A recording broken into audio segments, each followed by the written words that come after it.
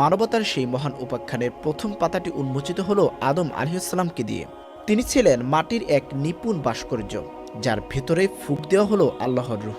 জান্নাতের নির্মল শান্তি থেকে পৃথিবীর কঠিন বাস্তবতায় শুরু হলো তার যাত্রা। ফেরেশতাদের সেজদা পেয়ে তিনি হলেন সম্মানিত, আবার শয়তানের হিংসার আগুনে হলেন পরীক্ষিত।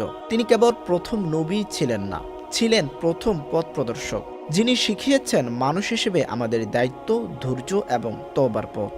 আল্লাহ যখন ফেরেশতাদের জানালেন যে তিনি পৃথিবীতে তার প্রতিনিধি বা খলিফা সৃষ্টি করবেন, তখন ফেরেশতারা বলেছিলেন, আপনি কি সেখানে এমন কাউকে পাঠাবেন যে বিশৃঙ্খলা ও রক্তপাত ঘটাবে?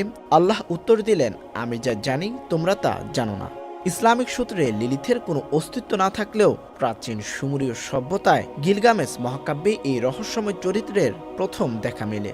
ইহুদি লোককাহিনীতে তাকে আদমের প্রথম স্ত্রী হিসেবে কল্পনা করা হয়, যে অবাধ্যতার কারণে জান্নাত থেকে বিতাড়িত হয়েছিল এবং পরে এক অশুভ আত্মায় পরিণত হয়। কিন্তু ইসলামে এই কাহিনীর কোনো স্থান নেই। কোরআন ও সহিহ হাদিসে হাওয়া আলাইহিসসালাম ছাড়া আদমের অন্য কোনো সঙ্গিনীর কথা বলা হয়নি।